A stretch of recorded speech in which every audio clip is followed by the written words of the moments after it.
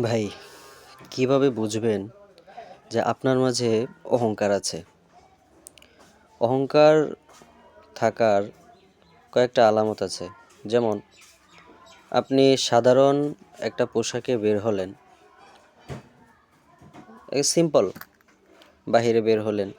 এখন আপনি ভাবতেছেন, আমি বের হইলাম এভাবে, এখন যদি আমার ওই গুরুত্বপূর্ণ কেউ দেখে ফেলে, হ্যাঁ?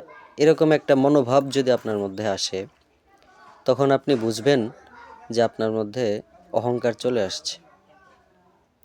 আবার আপনি কোনো একটা মজলিসে গিয়েছেন। মজলিসে যাওয়ার পরে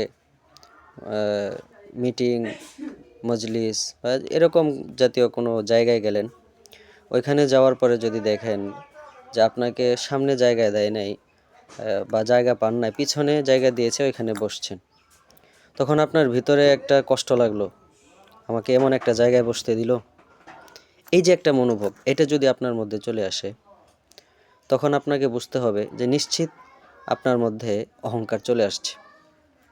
আরেকটা বিষয় হচ্ছে, অথবা আপনি এক জায়গায় যাচ্ছেন, তো এরকম কিছু লোক দেখতেছেন, তাদেরকে দেখে আপনার মনে হচ্ছে যে তারা মনে হয় আমাকে সম্মান করবে, তারা আমাকে সালাম দেবে, আমাকে ইজ্জত করবে। হ্যাঁ, এটা যদি আপনার ভিতর থেকে চলে আসে, তাহলে কিন্তু ভাই আপনাকে নিশ্চিত ধরে নিতে হবে যে আপনার ভিতরে অহংকার চলে আসছে।